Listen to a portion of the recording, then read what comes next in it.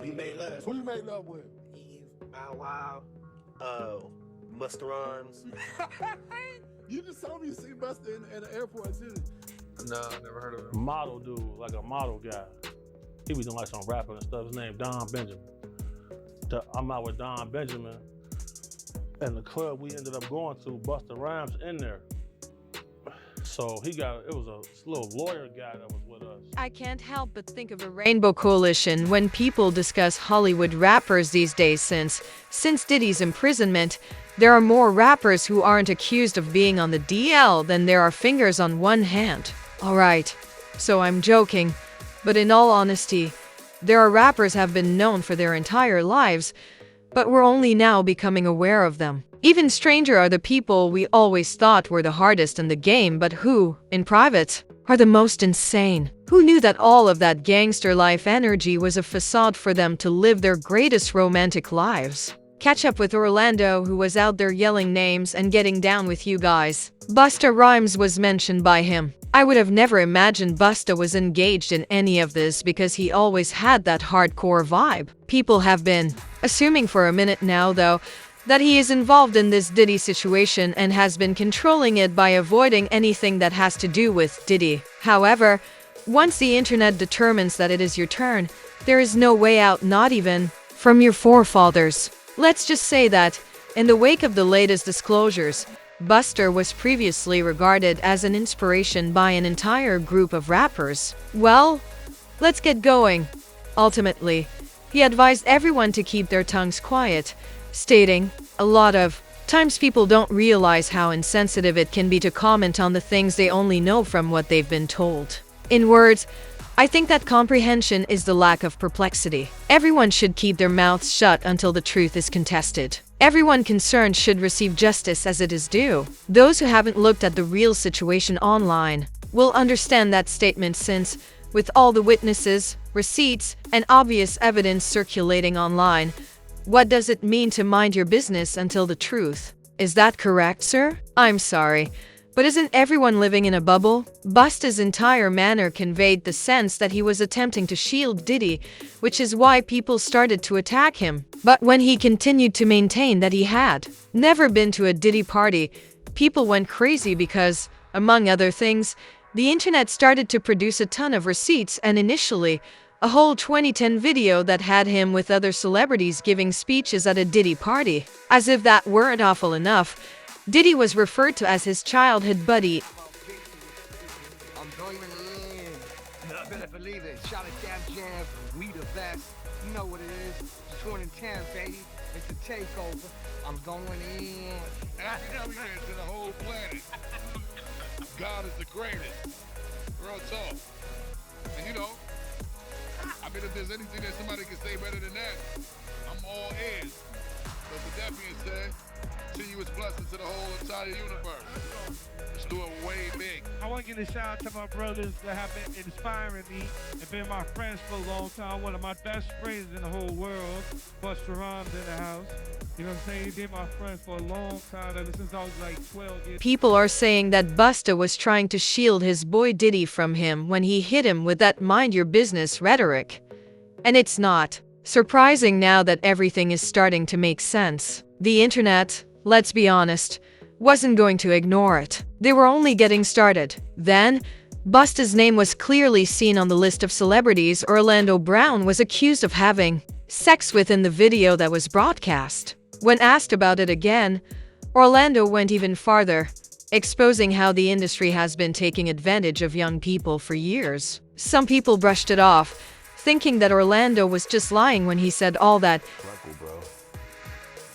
They make you buckle, bro. And people done lost their families, bro. People done lost their kids and shit. A lot of stuff can happen. Mainly because it's more dangerous. I mean, rappers now. I mean, this is a touchy subject. I just, I'll give you this.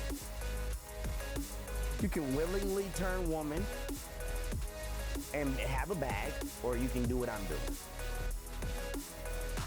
You can willingly turn trans, or you can get in trouble and this is where things started to come together. Going back to Busta Rhymes, unbelievably, these online detectives had discovered yet another video, this time from a rapper by the name of Trip Alley. Trip Alley claims that when Busta pulled up on him while he was out and about with his pals, it wasn't a straightforward hello. Rather, Busta took hold of his hand and wouldn't let go, claiming that made it very uncomfortable. After extending an invitation to a party, Busta said they might meet in a private setting. That seems so familiar. But why? Busta Rhymes just grabbed my hand. And he holding my hand. Now, I ain't know it was Busta at first. You know, Busta Rhymes tall. I'm sure I came up to about right here. So the first thing I noticed was this big flip.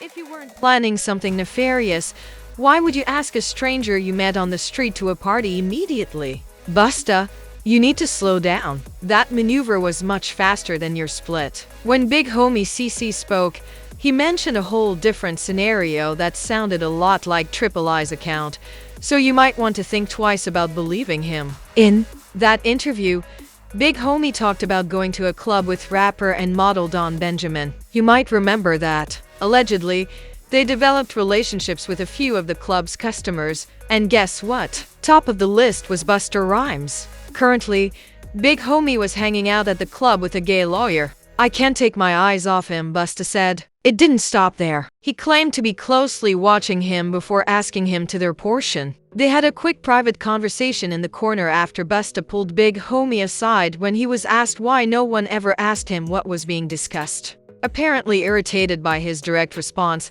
Busta claimed that everyone was too busy enjoying the advantages. According to Big Homie, the real kicker is that Busta hates having women around him, and the narrative he recounted was crazy. In what way did he respond when a woman apparently ventured to touch him? She was supposedly instantly poured a drink by this man. Backstage access, music video filming, and VIP areas. Nobody's stumbling in their place.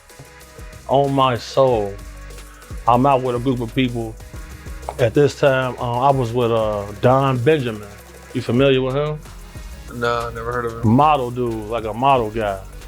He be doing like some rapping and stuff. His name Don Benjamin. I'm out with Don Benjamin. And the club we ended up going to, Busta Rhymes in there.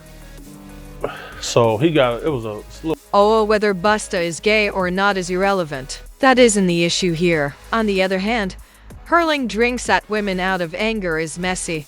And let's be honest, that kind of reaction says a lot. As the internet pulled this together, you can see that people inside and outside of Busta Rhymes' group are saying the same thing. Now, more people are speaking up and saying things like, I knew something was up when I saw that video. It's no surprise that he was supposedly photographed leaving a gay pride gathering with a trans woman, as reported by the tabloids. Busta became enraged and threw a drink at the girl for touching him. For me, rap is dead today. I have to hide my ass in terror whenever I hear it. Rappers are not alone. Hollywood and the US government are also involved. However, how do you all feel about this? Do you believe these rumors?